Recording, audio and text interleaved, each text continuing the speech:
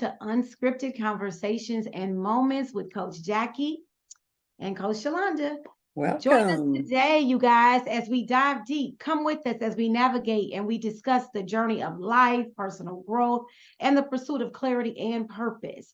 Now, y'all, we're going to get into everything from mindset to business and everything in between.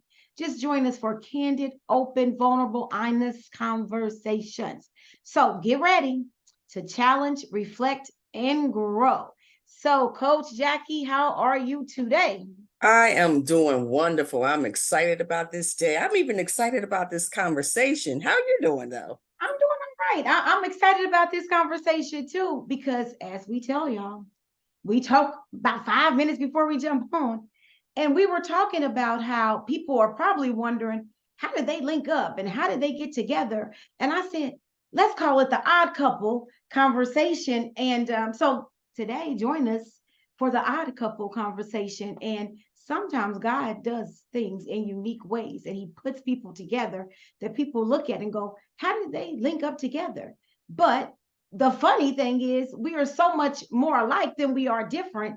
So we try to find things that we even could disagree about. So today, brace yourself. We might find things we disagree about. And we did, what about your friends? So we're going to be friends. But Coach Jackie, we might disagree a little bit today because we're going to talk about differences just in our upbringing, our age, our culture, all those things. So are you ready? I'm ready. Where do you want to start with this? Let's go. Wow. You know what? I was thinking about music. Okay. And how sometimes me growing up, I was used to love songs, romantic music, even when it came down to gospel music, we sang those, they call them meter hymns, and you kind of sit there, you clap. And I can remember being in worship because again, I kind of used to go to the club before I really got in the church.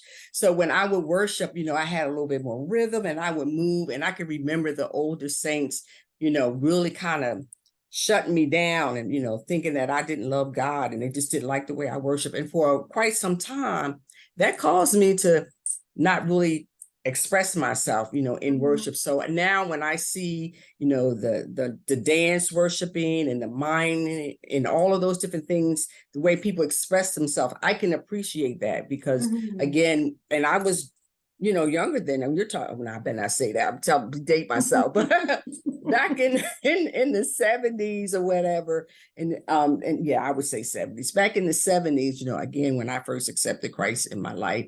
So I know what that feels like to not feel like you can go and you can worship and express yourself. So music to me can be a little bit tricky when it comes to the different age groups. What do you think? Yeah, that's so good. Wow, that's good. I know we always hear, my parents used to always say, and my parents are music fanatics. I told y'all, my mama was pregnant. I was at all kind of concerts. I was at the Commodores when I was 5 years old. I done been to Earth, Wind and Fire, Frankie Beverly and Maze, you name it. My parents are music fanatics. They still go to concerts to this day. And they would play all the music, and my dad loved James Brown, and he loves Earth, Wind and Fire, and so Ohio Players, like I can name it all. And he would have us sit down and he would dance and do James Brown, and I would sit on the couch as a little girl and just watch him. Thought it was the greatest thing ever. Now I'm like, sir, you really did that to us. But so now they say like our music was the good music, and it's so funny because as I got to be a teenager and I got to be more into rap and all of that, and I'm like, their music ain't no good music, and so then now I'm grown, and my son who's 28, I look at his music, I'm like, y'all, like, what are they saying? What are they doing? Like, now some of it is catchy. I sing, I still listen to, but most of it, I'm like, our music was the good music. But I even have a greater appreciation for my parents' music because what's so interesting, I love my era though. Don't get it twisted now. I love the 80s and the 90s music, but I still listen to my parents' music. I still go to the concerts with them. We go to concerts together. So I am a music fanatic. And then when you talked about gospel, I was going to ask you, how do you feel about it? Because it has changed. And a lot of people And I'm not talking about like Kirk Franklin. Like it was one thing when Kirk Franklin came about and people were like, oh no, this is too much. It's way past Kirk Franklin. So when my son was young, I introduced him to gospel rap and all of that. And I just wonder, like, how do we accept change without making people feel bad? Like, how do I not make my son feel like his music is trash, even if I feel like his music is trash? But it's just a difference. So, and I love that you said you used to dance a little bit and then they kind of shut it down. And look what that made you do and how that made you feel. So that testimony alone tells us we have to be respectful of the differences and the way things are going. Yes, and that's exactly what I was thinking, there are different, as they say, different strokes for different folks, so what I enjoy, someone else enjoy.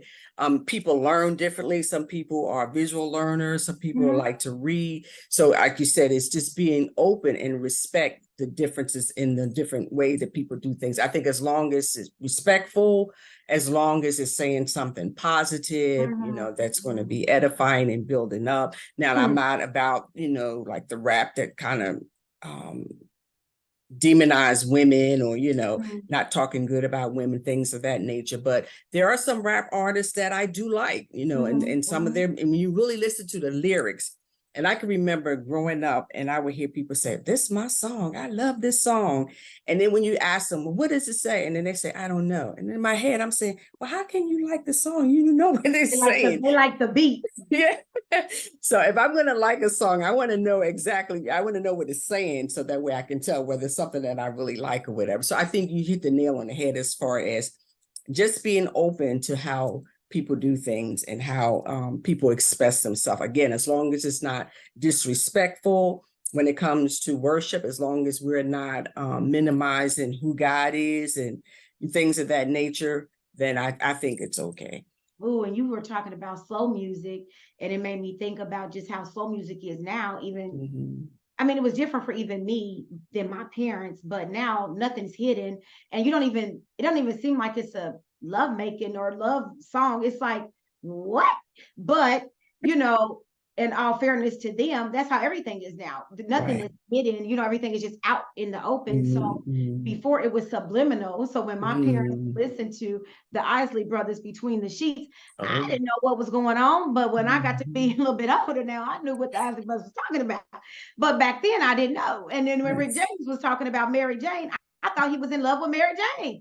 I didn't know what Mary Jane was, but it's more subliminal then. Now it's just straight out there in your face, and you're like, that's a good point. Whoa, sometimes. So I think even in hearing this and saying this to you, I have to be a little more cautious of how I come across to my son, because for him, that's what they know. So it's like I'm blaming what he's listening to, but that's the culture that he's come up in. So yeah, that is something else I thought about that we might see different. We might not. I don't know. Let's see. Like relationships or marriage. Well, I don't know. Oh, so first of all, I guess we could start here. Do you feel like, I don't know, because I know you're probably gonna go scripture on me. And so I don't mean that in a bad way. I mean, we know the right thing scripturally. Because I'm wondering, how do you feel about people living together before they get married, and how that was with your upbringing versus my upbringing versus maybe my son's upbringing? Wow. I'm going to go by what I was taught. Of course, I was taught that no, that you don't do that. But you know what? I lived with my husband before we got married. And the minister that married us, it's so funny. He asked us to refrain from being intimate for a week before we end up getting married, because he's not crazy. We living together. So he just assumed, he just connected those dots or whatever. But what I like about him, he didn't make us feel bad or anything like that. He just kind of talked to us about marriage and, what it takes and things of that nature. So I wouldn't necessarily encourage it. Correct. But if you find yourself in that situation and you know that this is the partner for you, then I would go ahead on and take those next steps. Yeah. And make it right. but Yeah. I wouldn't sit here and say that it's the best Yeah. thing to do. I don't think that's the best thing to do.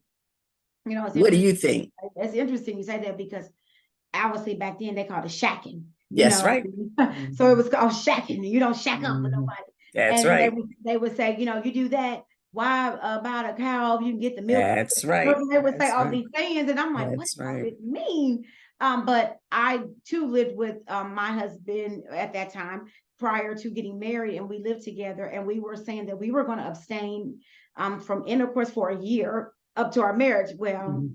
we know how that could go, but one of the things I found in us doing that was when we got married, it was hard to now switch and turn back on to, oh, now we are married, it's okay. It started to feel like it wasn't okay to me anymore because I'm like, oh, it's a sin, is it? You know, so sometimes we can get so caught up. Mhm. And so for me, when it was time for it to be okay, I'm like, I don't feel like this is okay, you know. So that was a very interesting experience for me. But I Mhm. think we both know nowadays, and even like you said, both of us did. So imagine now they feel like I'm not going to marry somebody before I live with them to see what it's Right. like to live with them. So they Correct. have it kind of out of order, Mhm. but you almost can't convince them otherwise. Right. And Right. so I'm with you. I agree. I wouldn't encourage it, but I love that the pastor didn't make you all feel bad about it. Mhm. Mhm. And so again, I think that's just some of the differences. And then even with relationships, how do you feel about, or how was your experience with, do you stay in a marriage, even if it's bad, even if it's abusive, even if there are multiple, whatever, do you ever leave? How was your experience with that? Wow. And it's funny you would bring up this topic. What I recognize is that in my generation, we were taught you stick it out. There are women my age and older than me. I mean, and they've endured some horrible things. They Mm, believe that you stay together for the children's sake, or, we just don't, divorce was just not a word that you would speak, that's just like unforbidden, whatever. But I became a part of a woman's group in reference to marriage. mm, And it really changed my thinking. And one of the topics that we were talking about were wants, being, expressing your wants and your desires, making it known. Again, I was raised where, whatever he want, you do it. You make sure when he come in, you greet him at the door and, you just doing everything that you can to please your husband. mm-hmm, Never was it a whole lot of talk about how the husband should please his wife. So mm, being in that group, it really, really opened me up. And I shared with them that I have an appreciation for that generation because now they're more open to discuss what's acceptable and mm, what's not acceptable. They're more open to express their needs and, help that man be more, what's the word I want to say, accountable and, mm-hmm, being willing to show how they really, really feel and be willing to change, or that's so much change, but sometimes change it, but even be flexible in mm-hmm. how have more of a give and take, not just a woman just like, Yeah, just a yeah, servant. Nowadays, sometimes a husband cook, yeah, nowadays, yeah, the yeah. husband, may participate in the cleaning and some of the chores, whereas in my era, the wife did everything. You cook, you clean, you made sure the kids were straight, you did everything. And the husband just come home and he just kicked back. He's the king, and he is the king, but he He didn't gets the really have big much. piece of chicken. I always Yes. people say like he gets the big piece of chicken. So that I appreciate. Now, what's your take on that? Well, mom and daddy, I love y'all. Y'all know I do. I love my parents. They've been married 53 years, I think. And growing up, I used to get so mad because I'm like, well, what are we having for dinner? She's like, I'm gonna ask your dad I'm like, who cares what he wants? What about what I want? What about what we want? And it was always she would come home, she worked, he worked, but she would come home, she would cook, she would, now my dad would like do mopping and stuff like that, take the trash. But I just used to get so frustrated. Sometimes I remember one time he was in the kitchen and he asked her to fix him something to drink. And I was a teenager. I said, why can't you fix your own drink? Like, I don't even know where this would come from for me, but it used to frustrate me because I looked at her as weak. And Mm. so I started having this idea that my mom was weak and she wasn't, this strong woman. And, but as I started to get older, I started to understand things differently as to number one, her generation. Number two, um, my mom does have a voice and a very good, I mean, trust me, she's quiet and soft spoken, but she's loud. So my dad, I started paying attention. My dad really treats her like a queen, like whatever, he'd be like, well, if your mom wants to, if your mom don't want to, or, if she's shopping, he's going to go, he's going to sit there, he's going to hold the bag, he's going, and so I started seeing the balance that I did not see before. So much so that now I'm like, Mom, give him a break. Where before I'm like, she need to stand up, so I grew up that way, but now it's so different. Even when I was married and stuff, like, there were times he would cook, he did the mopping, he did all those things. But nowadays, my pastor says, do whatever you're good at. If you're best at the budgeting, then you handle the money. If you're the better cook, then you cook the meals. Absolutely. Whatever it is, it's not a identity that you have to take on. There's women that cut the grass that are married. And I'll be like, what's she doing cutting that grass? I wouldn't be out there, but they're like, oh, I enjoy it. It's good exercise. I like being in the yard. So again, and nowadays, oh my gosh, I tell my son sometimes, I'm like, okay, y'all going on a date? Well, no, she's paying for her. I'm like, huh? Why aren't you paying for her? He's like, it's not that type of thing. We're and I'm like, no, you should always pay. He was like, Mom, no, that's your time. Like, that's not how we do it. Like, I'm like, okay, whatever. So these age differences, it's just different. It's just different. And they definitely don't stay. Now there are some people that stay, don't get me wrong, but people now are like, and what you said, they speak up, they share what they need, what they want. And let's add this in here. This is good too. They go to therapy. I have so many couples. Yes. I'm coaching, but I have so many couples right now that are between the age of 27 and 35, and they're not even married. I only have one that's married. Oh, that's good. But they come because they want to work through their relationship where, well, I'm not even going to ask. I'm not even going to say, I'm going to ask you, did y'all go to therapy back? Not like back then, like you're not that much older than me, but like you're like back in the 1800s, like no. But what was therapy like then? And would you go as a couple then? Growing up, I really didn't hear much talk about therapy. When you experience different things, a lot of things you just kept to yourself and you just worked through it, on your own. Me growing up in the church, you just trust God and, that he would heal you and that you would be okay. You never really talk about, any type of traumatic experiences or anything like that. So to be honest, I don't recall hearing, much talk about therapy. Not even a whole lot of deep marital counseling. We talked about some things, but not some of the marital counseling that I'm seeing today, which is so much better. And that's what I was thinking as you were talking, that I believe that there's some takeaways from my generation that is beneficial. And I believe that there's some takeaways from the younger generation that I can learn and benefit from. So I think if we begin to, like you said earlier, instead of looking at our differences, kind of see some things that we have that we're alike. We both want to be loved. We both want to be known. We both want to be heard and all of those things. So we kind of maybe break down some of those barriers that keep us from listening and being open to, because you'd be amazed, and I talk to my nieces and I'm just amazed at, what they're doing. They're pursuing their careers and they're waiting longer to get married. I have a niece, every time I turn around, she's on a cruise, she's somewhere, and I'm like, you don't do it, because now is the time to do it. Whereas I was growing up, you can think about doing that, traveling here and traveling there. So I love it. When I see my nieces and them pursuing things, I'm just so excited and so proud. And I think we as the older generation, we want to encourage that. We want to be open and support them. We want to support them. When I was growing up, you didn't talk, you be seen, not heard.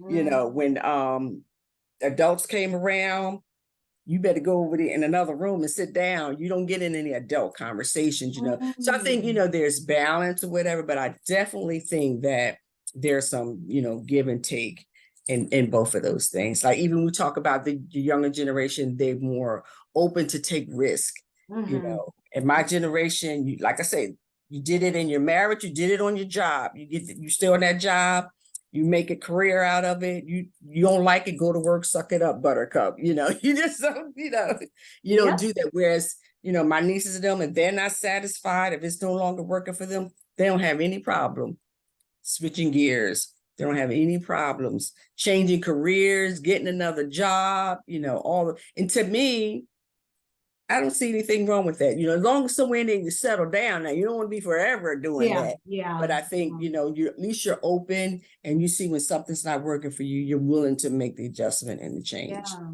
You said so many good things. I don't even know where to go, but it reminds me of my mom used to say to me all the time.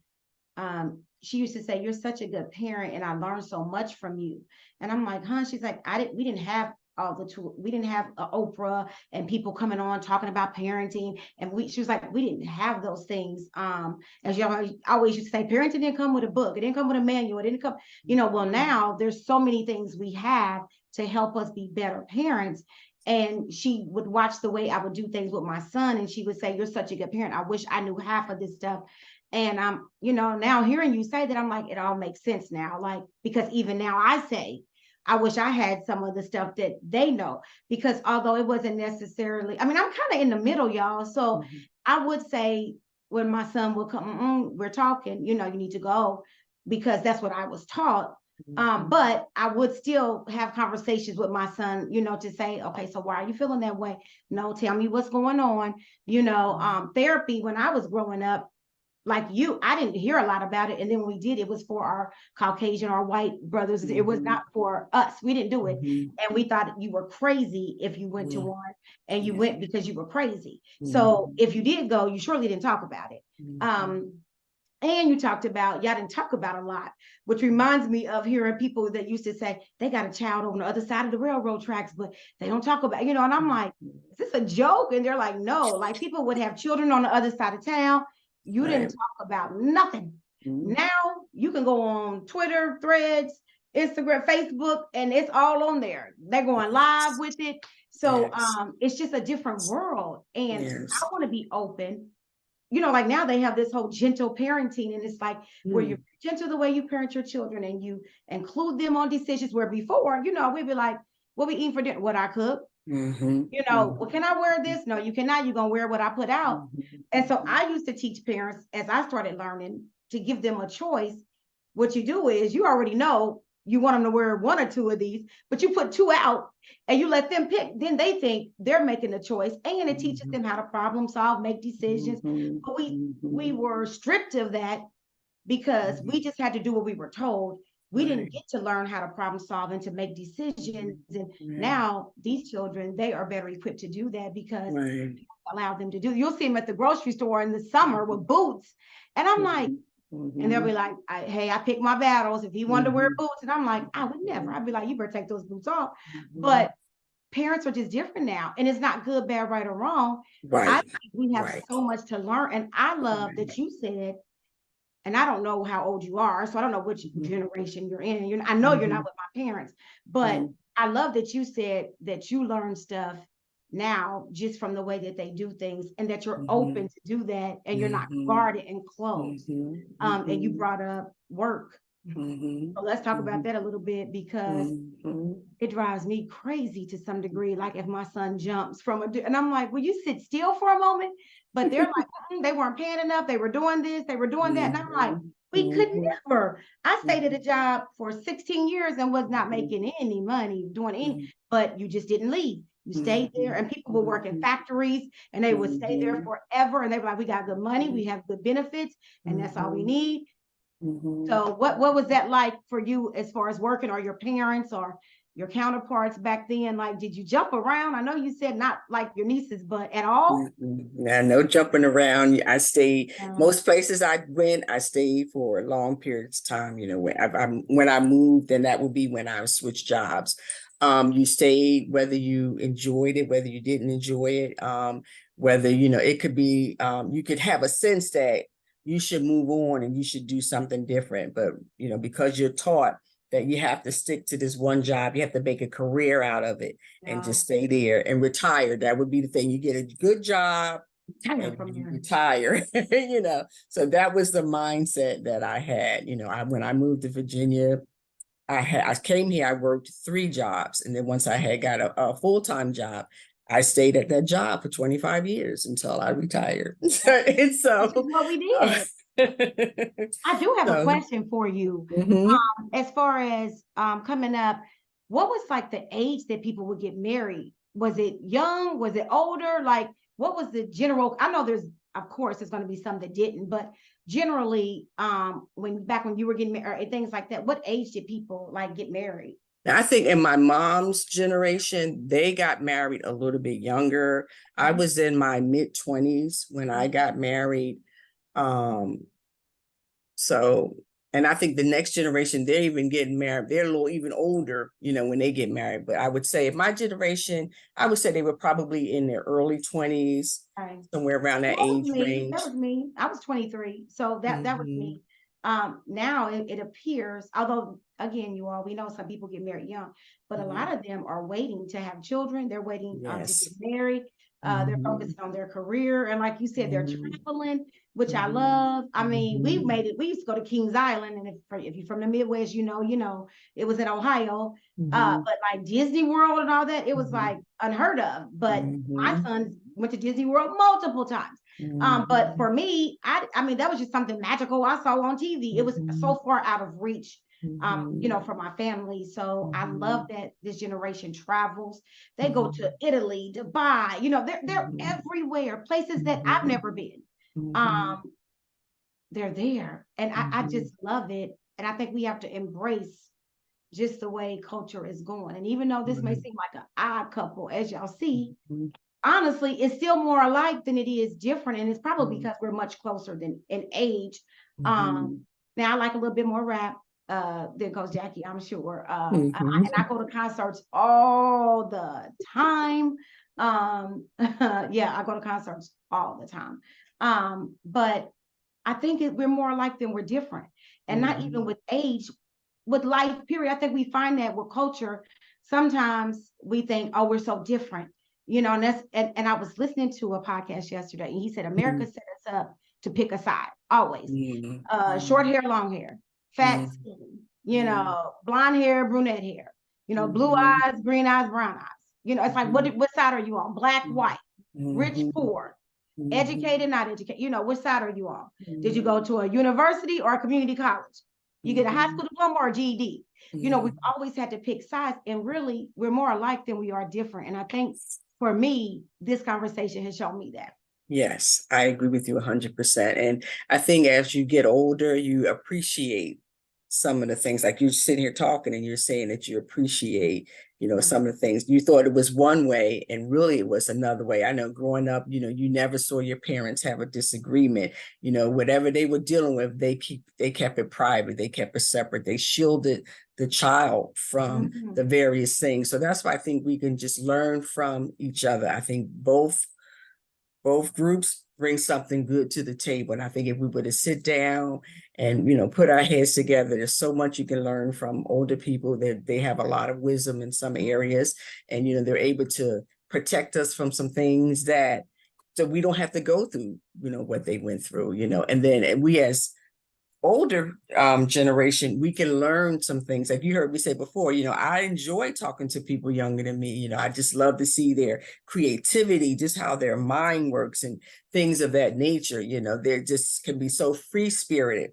And I think as long as that's balanced, and done in a healthy way, it's a great thing. It's a wonderful thing to see.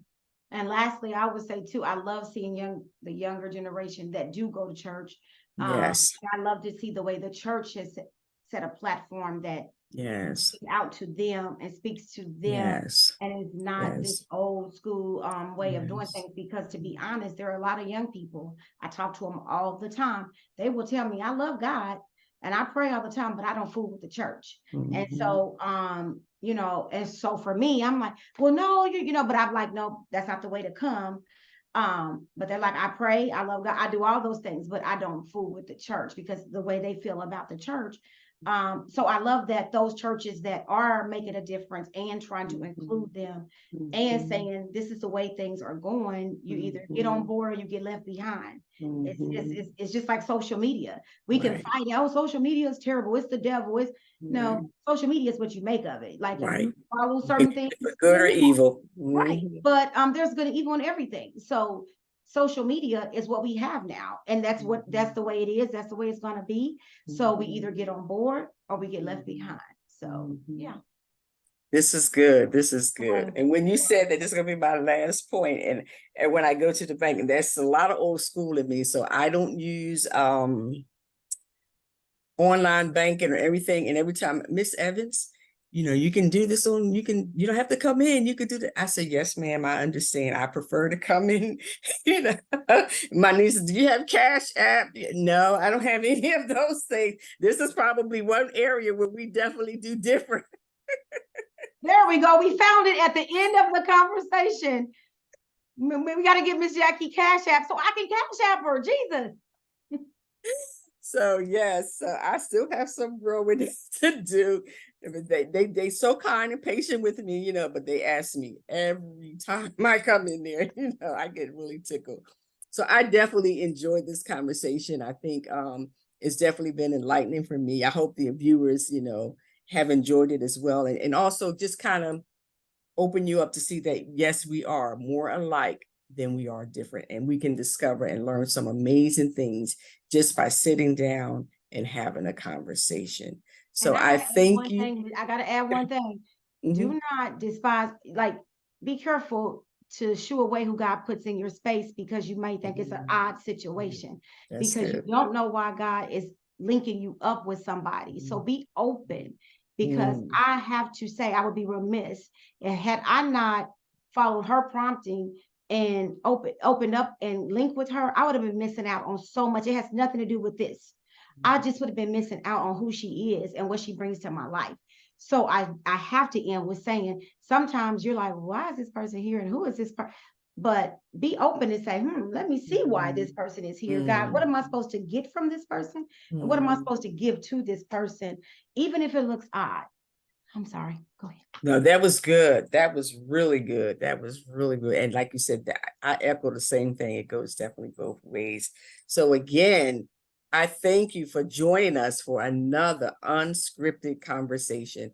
I pray that it's added value to your life. I pray that you're more open to have those conversations with the different age groups, the different cultures, different nationalities, you know.